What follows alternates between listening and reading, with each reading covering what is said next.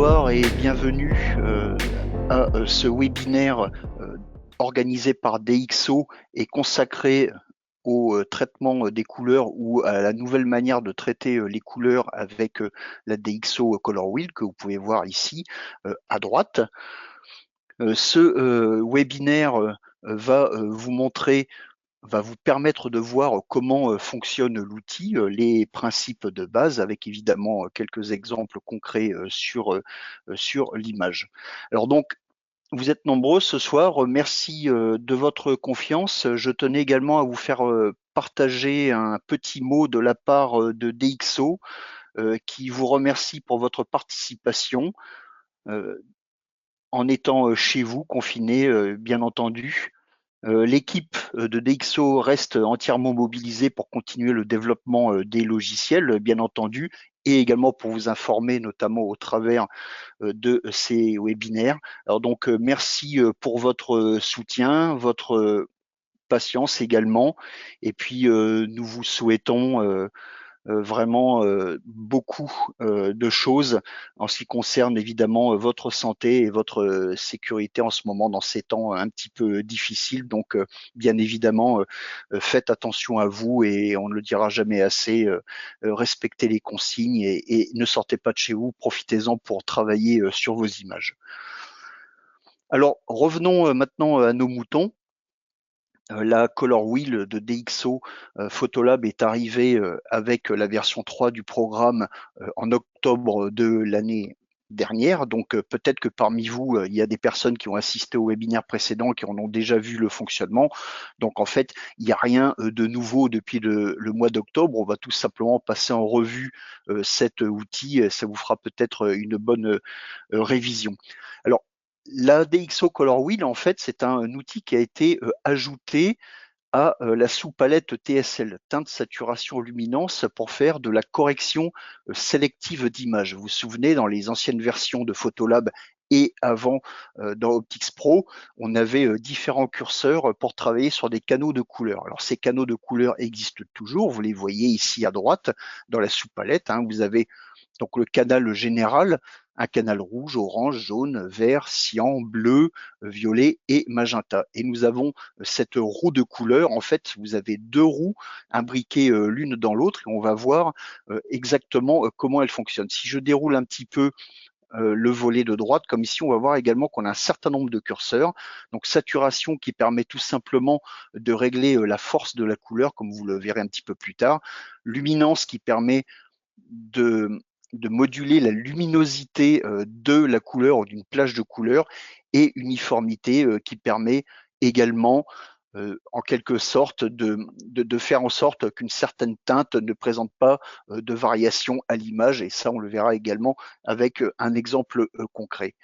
Alors, l'outil TSL ainsi que la DxO Color Wheel, ce sont des outils de correction couleur qui sont différents et indépendants d'autres outils. Par exemple, si vous allez dans la palette outils essentiels, vous savez que dans la sous-palette accentuation des couleurs, vous avez vibrance et saturation. La Color Wheel et l'outil TSL fonctionnent de façon complètement différente. Vous savez également que dans les réglages locaux, vous avez un curseur teinte qui vient de l'ancien outil TSL, et les algorithmes de ce curseur teinte n'ont rien à voir avec ceux de la Color Wheel, puisque évidemment DxO ne s'est pas contenté de faire un ravalement de façade en quelque sorte de l'outil TSL, mais a également profondément modifié le mode de fonctionnement de ces canaux de couleurs pour plus de précision et plus d'efficacité. Alors comment se servir de la Color Wheel? Alors vous voyez que vous avez deux roues imbriquées l'une dans l'autre. Alors la première chose importante à savoir, c'est le sens de lecture.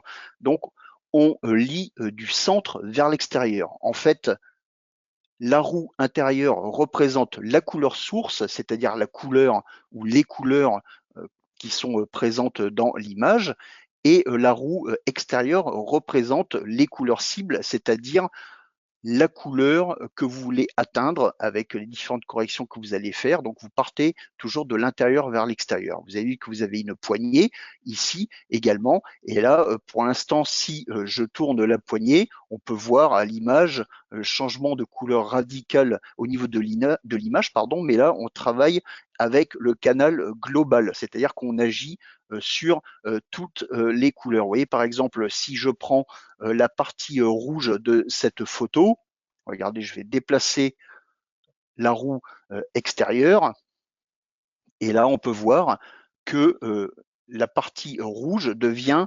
bleu-violet. En fait, on va tout simplement voir que les couleurs en fait s'alignent, si vous voulez, entre la roue intérieure et la roue extérieure.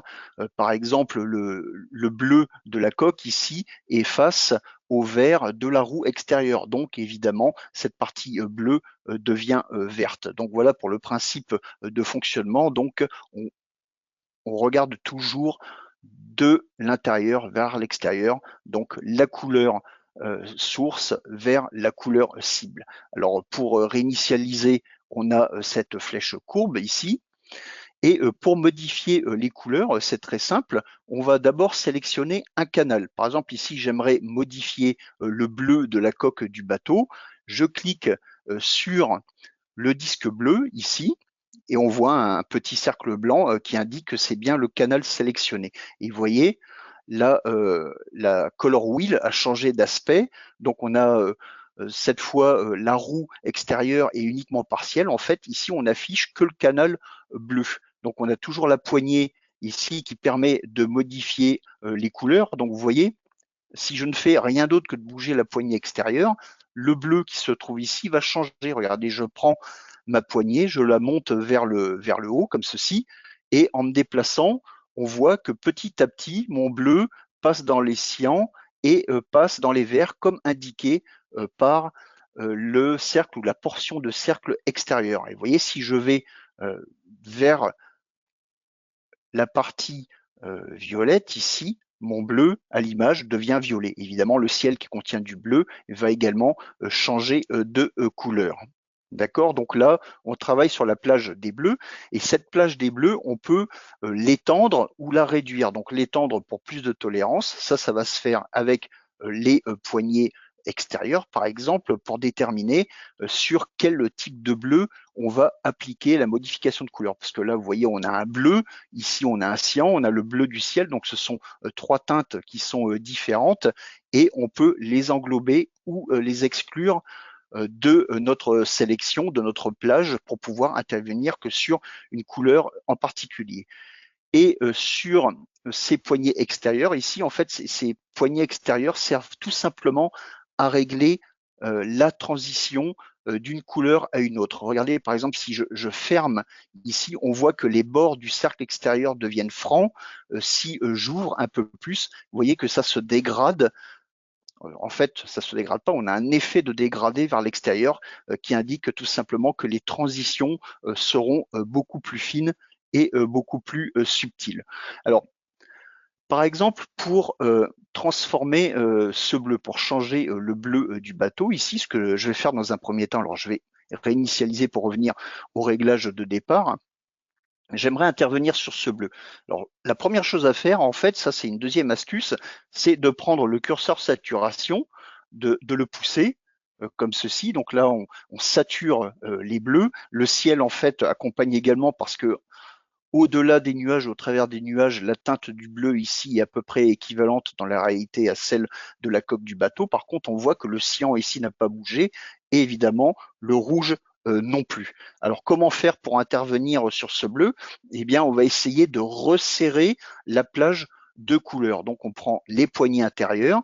Alors je vais rapprocher comme ça ces deux poignées ici et on va voir comment on peut légèrement modifier la teinte de ce bleu. Donc vous voyez là, j'interviens, alors je vais exagérer la correction pour que ça se voit mieux. Donc là, j'interviens plutôt sur le bleu du ciel. Vous voyez, donc là, il n'y a que le ciel qui change et le bleu ici ne bouge pas. Alors je vais tout simplement essayer de chercher le bleu de mon ciel, tout simplement en déplaçant la plage de bleu. Voilà, donc, pardon, pas chercher le bleu de mon ciel, mais chercher le bleu de la coque, vous voyez, ici. Et là, je commence à modifier ce bleu. Et si je prends la poignée extérieure, vous voyez, donc je modifie mon ciel, mais je commence également doucement à introduire du violet ou du magenta dans mon bleu. Et à l'inverse, vous voyez, de l'autre côté, je modifie le bleu du ciel et également le bleu dans la coque. Par contre, le cyan, lui, n'a pas bougé. Alors, si je souhaite intervenir sur le cyan, eh bien, je vais tout simplement faire en sorte que ma plage soit calée sur du cyan. Alors, je vais remettre à zéro la plage bleue, le canal bleu, comme ceci, et on voit que le cyan est plutôt vers le haut ici, donc je vais prendre la poignée intérieure, comme ceci, je vais même à la limite déplacer l'ensemble, ou alors je prends juste ma poignée pour essayer de me resserrer sur du cyan. Je vais également déplacer les poignées extérieures pour limiter en fait, pour que qu'il n'y ait pas trop d'effet de transition. Je vais monter un petit peu comme ça pour voir si j'arrive à aller vers du cyan. Je vais prendre ma poignée extérieure pour tenter de modifier mon cyan. Et là, vous voyez, regardez le cyan qui commence à changer, mais je ne suis pas encore tout à fait dedans parce que j'agis également sur ce bleu.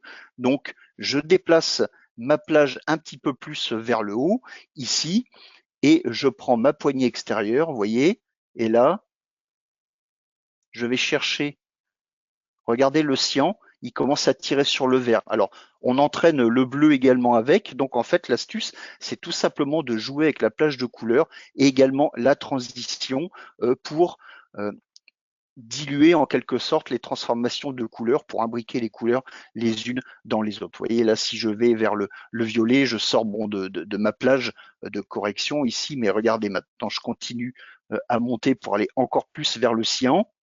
Et là, regardez, cette fois, j'ai mon cyan qui devient vert, alors que le bleu au-dessus de la coque ne change pas. Je pars de l'autre côté, j'ai mon cyan qui devient violet, alors que le bleu de la coque ne change pas non plus. Donc là, avec ma plage de couleurs, j'ai calé à peu près la teinte du cyan. Alors évidemment, je dispose également d'un canal cyan, voilà, comme ceci, et là, je vais pouvoir agir uniquement sur cette couleur dans l'image. Vous voyez, un petit peu plus dans les roses, magenta, violet, et vers le haut, un petit peu plus dans les verts, sans affecter le reste. Alors, lorsque vous modifiez un canal de couleur, il y a un petit point blanc qui apparaît juste en dessous. Donc, pour réinitialiser, on va ici, comme ceci. Le curseur luminance, curseur uniformité, ça, on le verra dans la deuxième partie du webinaire. Donc voilà pour en gros le mode de fonctionnement de la DxO Color Wheel, donc qui permet d'intervenir vraiment de façon très sélective sur les images. On va peut-être passer à une autre photo pour voir un autre exemple. Alors, je vais simplement chercher, voilà, cette photo ici qui était intéressante. Alors, je remets tout à zéro, je reviens sur le canal global. Donc, vous avez compris le truc, hein, lorsque vous êtes sur le canal global, vous prenez la poignée extérieure et vous modifiez l'ensemble des couleurs de l'image. Donc, on peut éventuellement garder un effet comme ceci. Vous voyez que les couleurs ne baffent pas, vous voyez, donc c'est vraiment un outil qui est extrêmement précis à utiliser. Alors, ce qu'on va faire, on va par exemple modifier ces parties, je crois que ce sont les moteurs d'entraînement de la chaîne de l'encre. Donc c'est de l'orange, on va sélectionner notre canal orange. Là, on voit donc la plage des oranges et avec la poignée extérieure. Donc là, vous avez compris le truc. Je vais un petit peu plus vers le jaune et vers le bas, je vais un petit peu plus vers l'orange sanguin, puis progressivement vers le rouge. Maintenant, j'aimerais intervenir sur le plancher ici. Donc, je vais peut-être plutôt sélectionner le canal rouge. Donc, voici mon canal rouge. Là, je vais pousser la saturation pour voir. Vous voyez, je ne touche pas à la color wheel. Je pousse simplement la saturation et on voit effectivement que là, j'agis uniquement sur les parties rouges du bateau. Donc, ce que je voudrais, c'est modifier la teinte qui se trouve ici, donc ce rouge. Donc, j'ai peut-être resserré la plage.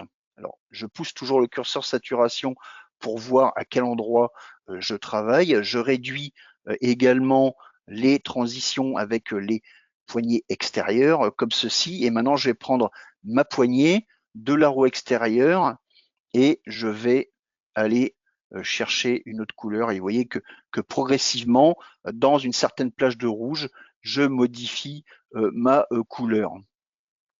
Donc là, en fait, le truc, toujours, c'est de trouver sur quelle plage on travaille. Donc, je vais de nouveau élargir ma plage de rouge et vous voyez les transformations en direct à l'image. Alors, c'est vrai que c'est un coup à prendre.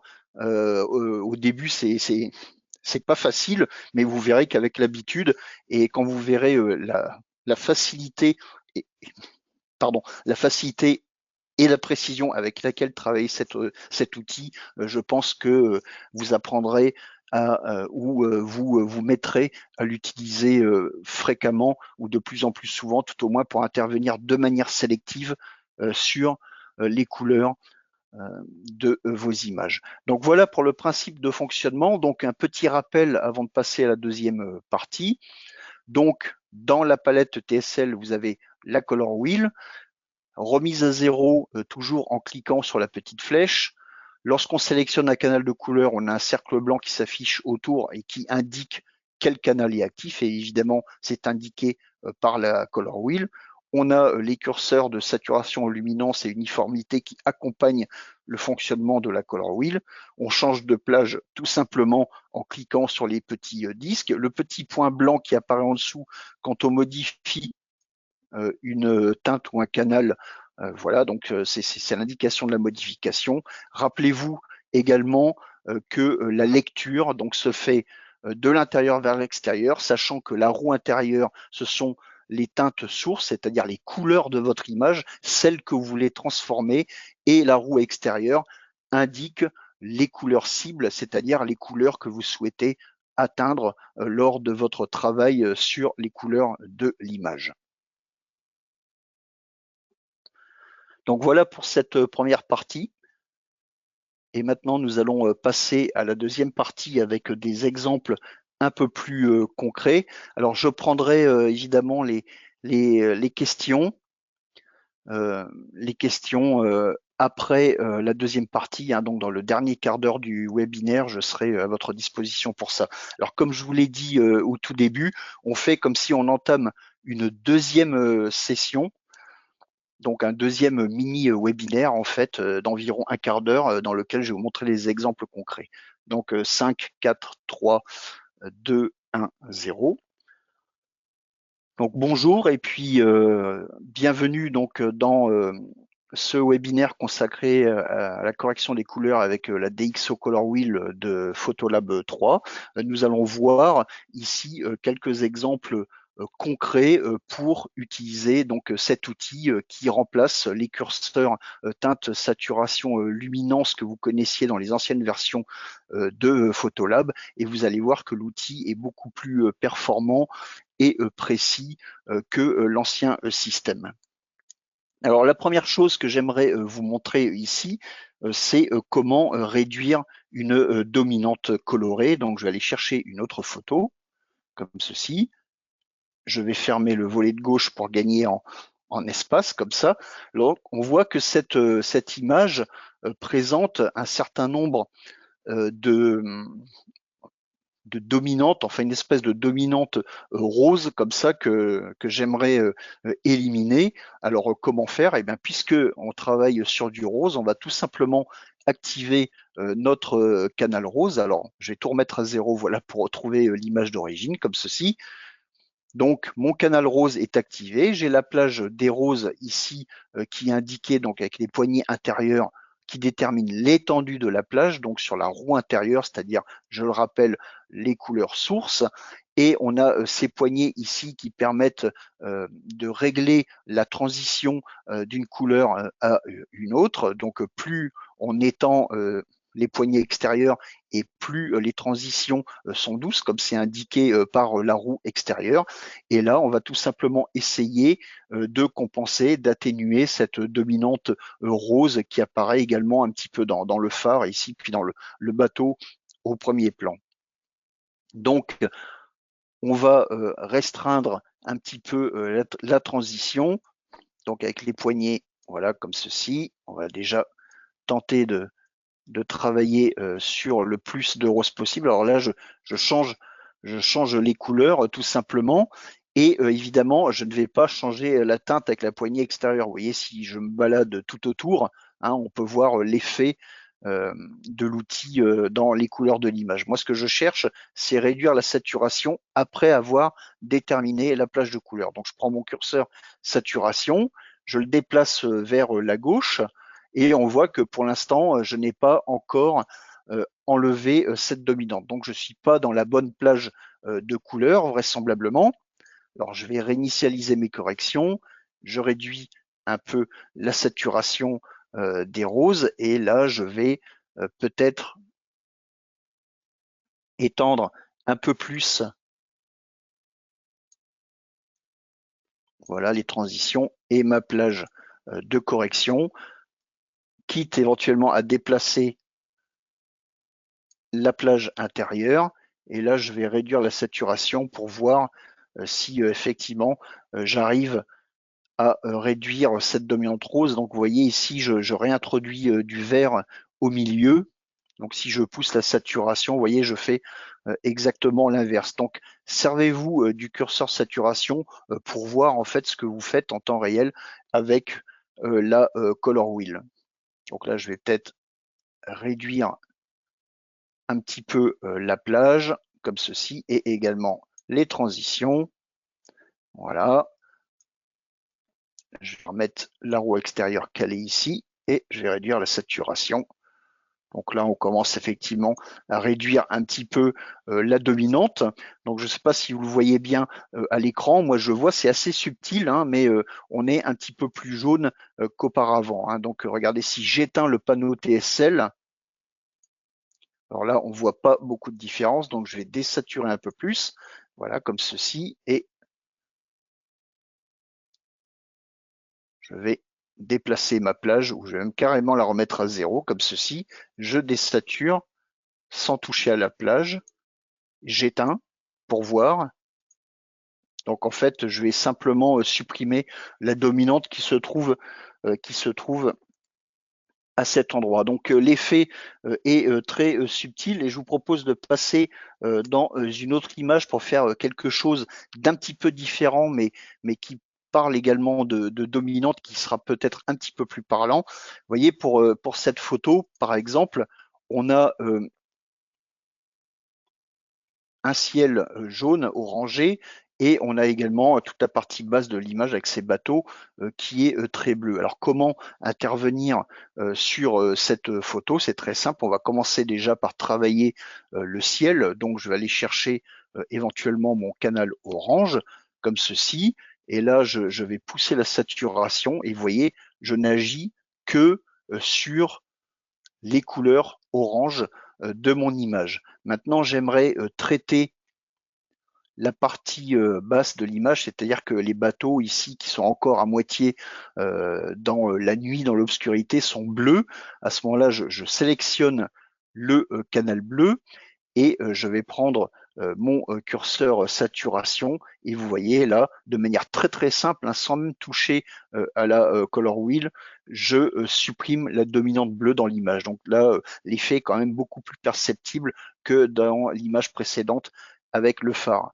Alors maintenant, si je veux introduire une teinte plus chaude dans mes bateaux, ici c'est très simple, je prends la poignée de la color wheel, je fais le tour comme ça, et je vais aller chercher une teinte plus chaude, ici un petit peu plus dans les oranges, vous voyez, et éventuellement avec la luminance, le curseur de luminance, j'augmente la luminosité à cet endroit de l'image où je rends mes teintes un petit peu plus denses. Hein, vous voyez l'effet que ça, donc on peut, comme ceci, retrouver un certain équilibre dans l'image, donc avoir en fait une image avec des teintes uniformes, ce qui me fait penser qu'il faut également que je vous parle du curseur uniformité, ce qu'on va aller faire tout de suite avec une autre photo.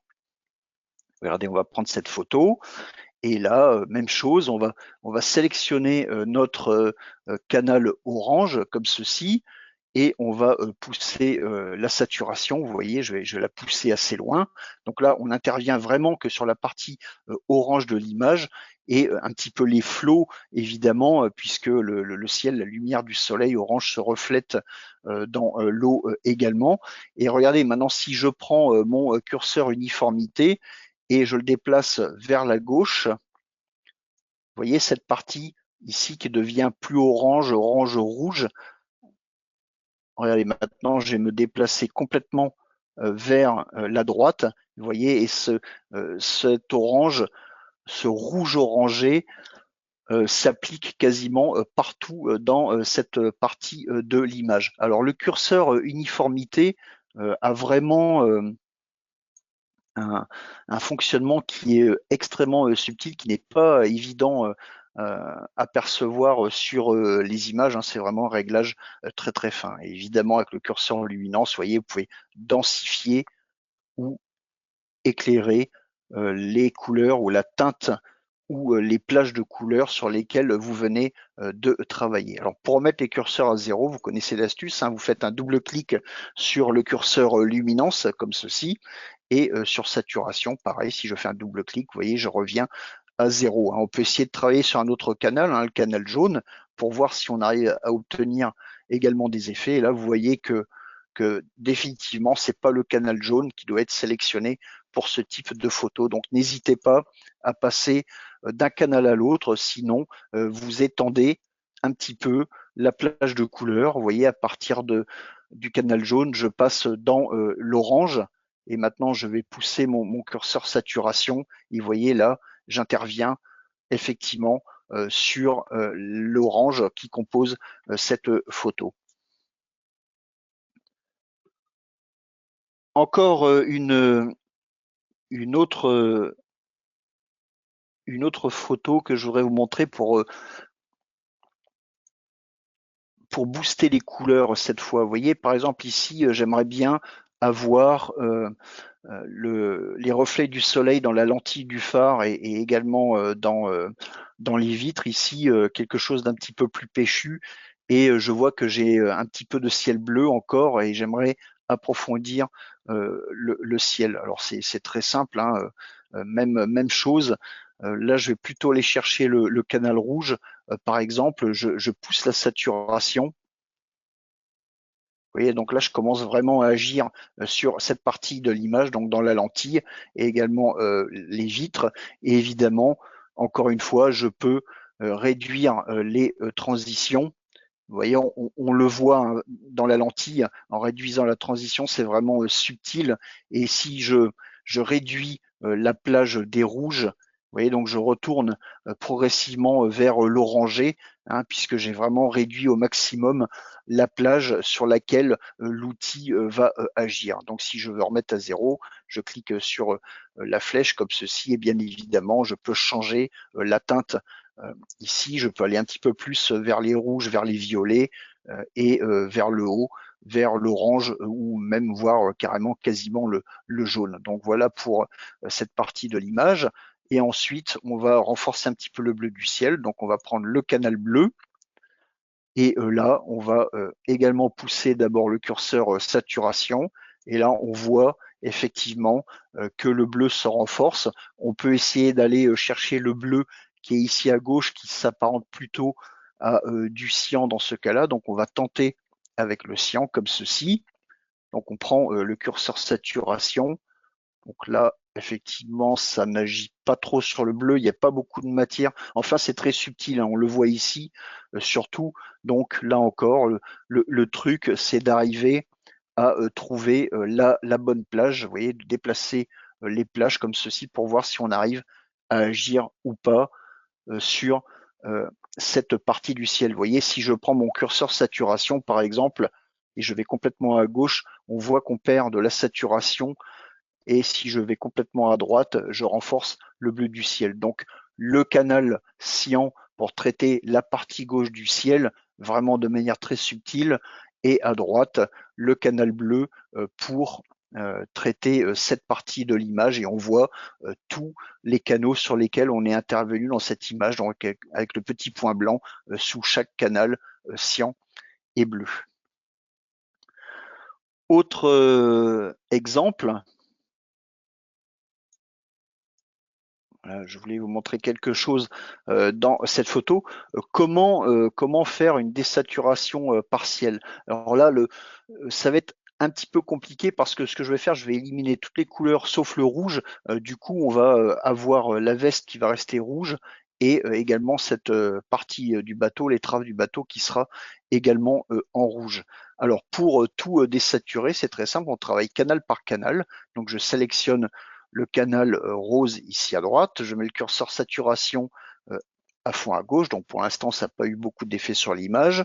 Je prends le curseur, le canal violet, et je prends le curseur saturation que je déplace vers la gauche, toujours pas d'effet.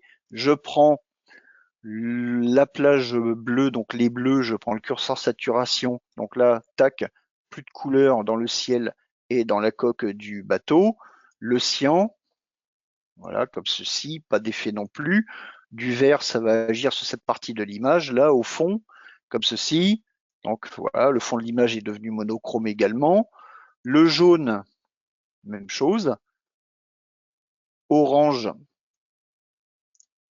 voilà. Et évidemment, le rouge, juste pour exemple, vous voyez, si je vais vers la gauche, petit à petit, je perds les couleurs ici dans l'étrave et dans la veste de cette personne, comme ceci. Donc, avec la color wheel, comme ceci, vous pouvez faire de la désaturation partielle. Après, évidemment, le problème qui se pose, c'est si vous avez des couleurs approchantes ailleurs dans l'image. Donc, à utiliser avec parcimonie, mais en tout cas, c'est tout à fait possible de le faire de cette manière-là, sinon vous avez évidemment les outils de réglage locaux. Donc voilà quelques exemples d'utilisation de la color wheel pour renforcer un bleu du ciel, par exemple. Ce qu'on va faire ici, vous voyez, donc vous poussez votre curseur saturation. Alors vous voyez la saturation qui augmente, mais peut-être que ce bleu ne vous convient pas. Donc vous prenez votre poignée extérieure ici par rapport à la plage qui est sélectionnée. Vous voyez, et là je modifie mon bleu, mais je vais un peu trop vers les violets. Donc ce que je peux faire éventuellement, c'est réduire la plage des bleus comme ceci, réduire la transition pour rester bien calé sur mes bleus. Vous voyez là, si je déplace et je ne dépasse pas la plage bleue, eh bien je risque pas d'aller dans le magenta. Alors évidemment, en forçant, je peux y aller, mais de cette manière-là, ça permet de limiter vos déplacements. Et évidemment, après, vous allez jouer de toute façon avec les curseurs saturation et luminance pour modifier le bleu du ciel de cette manière. Donc voilà pour le fonctionnement de la DxO Color Wheel, donc le traitement des couleurs de manière sélective avec la Color Wheel de DxO, donc un outil extrêmement souple, extrêmement précis, mais qui demande quand même un minimum d'apprentissage pour pouvoir en tirer parti le mieux possible, évidemment, par rapport notamment à la complexité des images et de toutes les couleurs que vous pouvez trouver. Il faudra vous entraîner un petit peu, c'est juste un coup à prendre. Mais une fois que vous avez compris le principe, ça marche très très bien. Hein. Donc la roue intérieure, donc je rappelle, elles sont les couleurs sources, donc les couleurs de l'image. La roue extérieure, c'est la couleur cible. Les poignées ici, c'est pour la transition d'une couleur à une autre. Les poignées ici à l'intérieur, c'est tout simplement pour élargir ou rétrécir la plage de couleurs du canal sélectionné. Et vous avez donc les curseurs saturation, luminance, uniformité pour booster vos réglages, pour pousser les couleurs et agir sur leur luminosité. Donc voilà pour la DxO Color Wheel. Merci de m'avoir écouté. On a largement dépassé le temps et maintenant je vais prendre vos questions. Merci.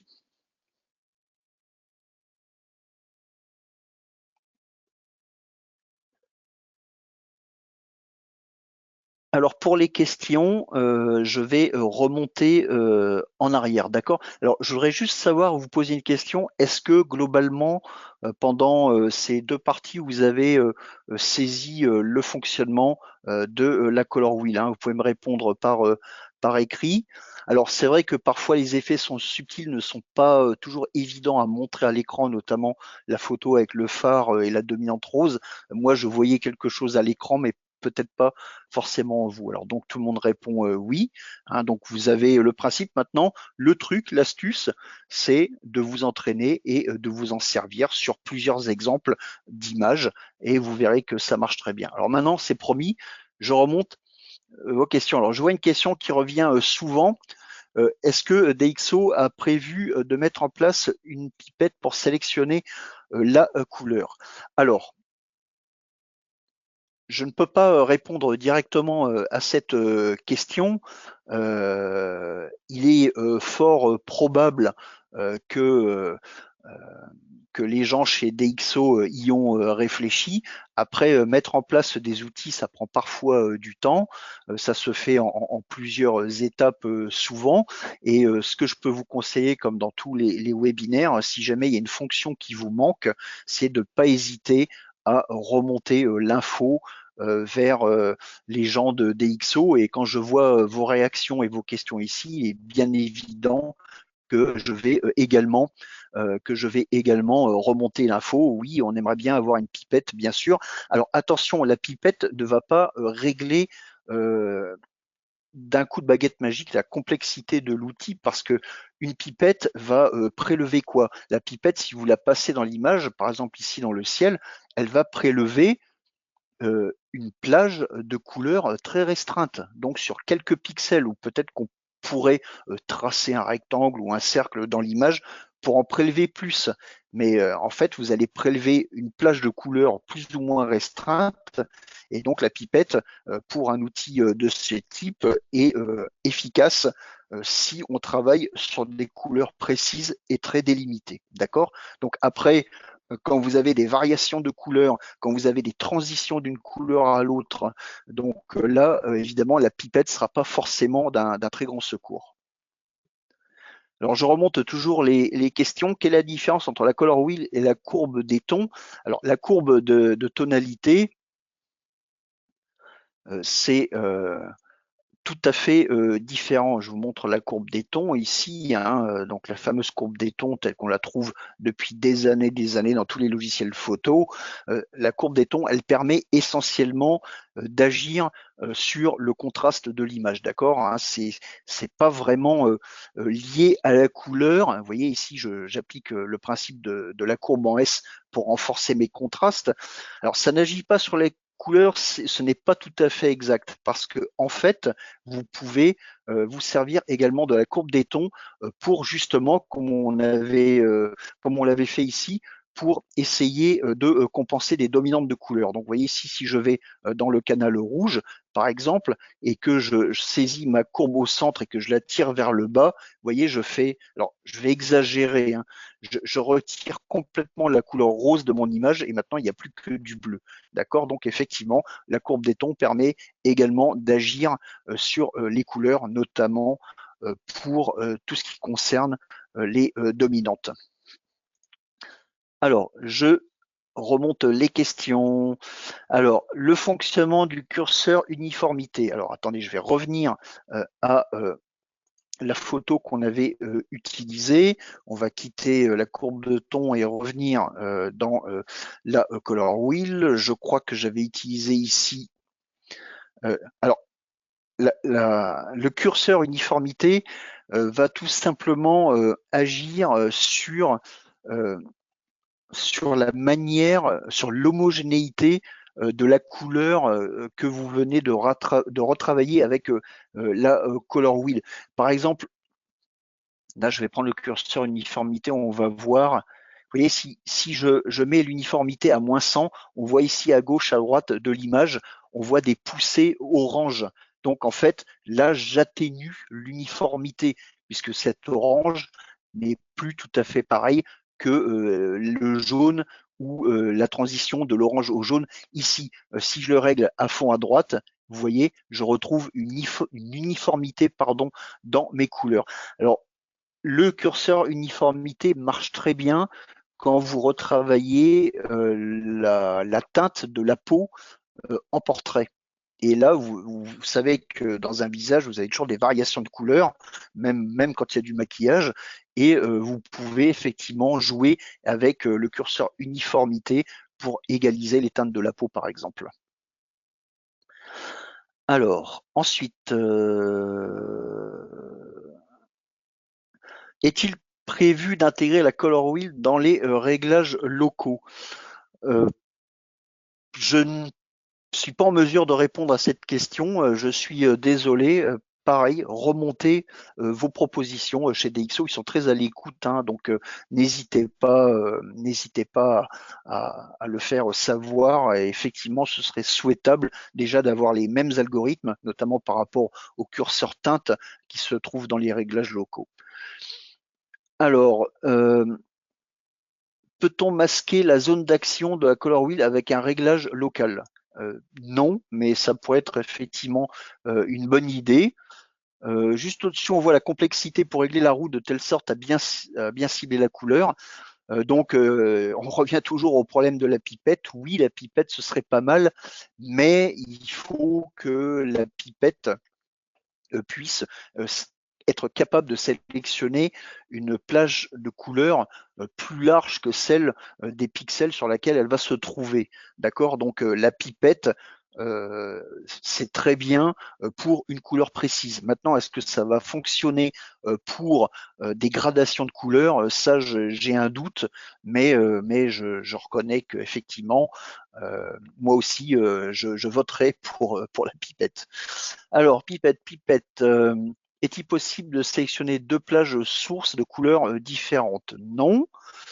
Pourquoi ne pas modifier la balance des blancs pour la photo avec le coucher du soleil? Alors oui, oui, bien sûr, vous pouvez neutraliser une dominante avec la balance des blancs, bien évidemment, mais ce qu'on cherche à faire avec la color wheel, essentiellement avec l'outil TSL, c'est de renforcer la présence des couleurs de manière, euh, sélective.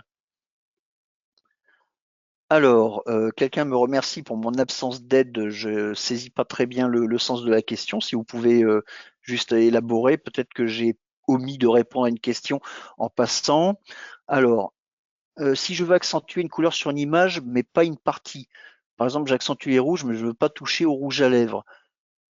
Sans passer par les calques de Photoshop, et ben oui, on en a fait la démonstration ici. Donc en fait, avec la color wheel, quand vous sélectionnez votre plage de rouge, eh bien il va falloir chercher avec l'étendue de la plage, donc les petites poignées intérieures ici, la transition, mais également la position de la plage source, donc la plage qui se trouve sur la roue intérieure, et ensuite ajuster avec la roue de la couleur cible, comment intervenir sur un rouge et pas toucher à un autre rouge dans l'image. Mais c'est là, ce sera vraiment très subtil et il faudra jouer avec donc les poignées de plage et de transition. Alors pipette, beaucoup de pipettes. Voilà. Ne c'est pas intéressant de sélectionner une couleur pour qu'elle se cale. Bon, effectivement, on en revient toujours à sélectionner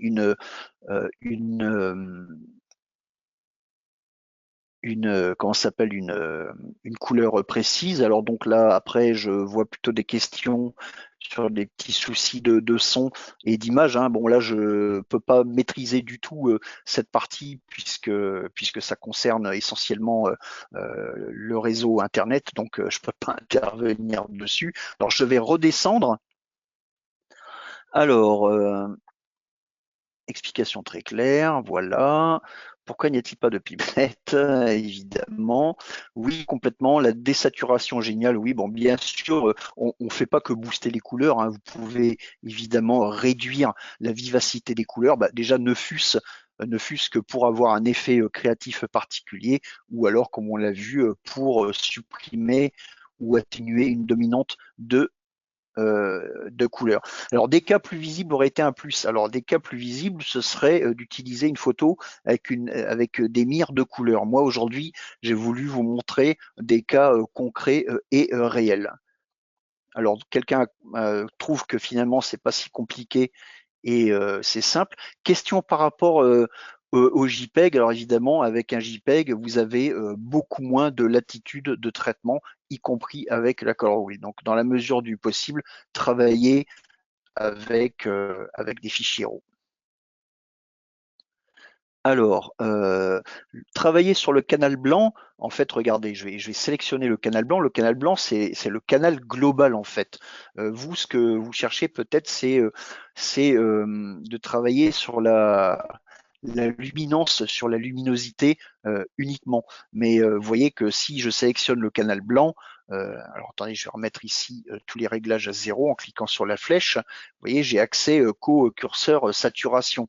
Vous voyez, vers la gauche, j'enlève les informations de couleur, vers la droite, je les booste un petit peu. Et si je prends ma poignée extérieure, je ne fais que transformer toutes les couleurs dans l'image, donc par opposition. Vous voyez, donc si il y avait par exemple des verts dans mon image, eh bien, il serait tout simplement rouge ici, mes bleus seraient jaune-vert, etc., etc. Donc là, c'est le canal global, mais le vrai but de la color wheel, évidemment, c'est de travailler par plage, par canaux de couleurs. Donc question avec alors, si j'utilise un filtre dégradé sur le ciel, peut-on influencer avec la color wheel? Bah, pour l'instant, on ne peut pas faire intervenir la color wheel dans les réglages locaux. Donc pour ça, pour retravailler vos couleurs, il va falloir utiliser les curseurs, tout simplement les curseurs de l'égaliseur. Hein. Donc de la section couleurs, vous pouvez agir sur la vibrance, la saturation, vous pouvez déjà faire pas mal de boulot. Alors, ensuite, beaucoup de questions. Alors, est-ce que c'est plus facile avec les viewpoints? Alors, c'est pas que c'est plus facile avec les viewpoints, parce que les viewpoints, il y a également, enfin les points de contrôle, il y a également un coût à prendre, mais il faut savoir une chose, c'est que comme tous les réglages locaux, avec les viewpoints, vous allez pouvoir agir sur la saturation, sur la vibrance, sur la teinte, sur la température de couleur, sur le curseur teinte de la température de couleur, mais ça n'agira pas de la même façon que la DxO Color Wheel et de l'outil TSL en général. C'est pas du tout le même usage. Alors donc, donc ce qui se dégage de toutes vos questions, c'est en fait donc l'histoire de la pipette et la possibilité d'accéder à l'outil TSL et à ce que fait la Color Wheel dans les réglages locaux. Voilà, donc voilà, on a fait à peu près le tour des questions. Alors, je vais être obligé de vous laisser puisqu'on a largement dépassé, l'horaire. Alors, je vous remercie de votre participation. Bien évidemment, le webinaire est enregistré et sera mis à disposition sur la page de la DxO Academy ou éventuellement de la chaîne YouTube, bien sûr, de DxO. Dans quelques temps. Je ne connais pas la date encore. Et j'espère également que je vais pouvoir vous retrouver pour d'autres webinaires. Et en tout cas, merci d'avoir participé aussi nombreux. Hein. Vous étiez à un moment plus de 400 à suivre. Donc bon, je sais bien qu'on est confiné, mais en tout cas, restez chez vous, faites attention à vous et surtout, en ce qui concerne DxO Photolab, la Color Wheel et tous les outils qu'il y a dans le logiciel, parce qu'il y en a beaucoup, la meilleure façon d'apprendre, c'est de pratiquer. pratiquez, soyez curieux. Je crois que ce sont les meilleurs conseils que je puisse vous donner. Donc, merci pour tout et à très bientôt. Au revoir.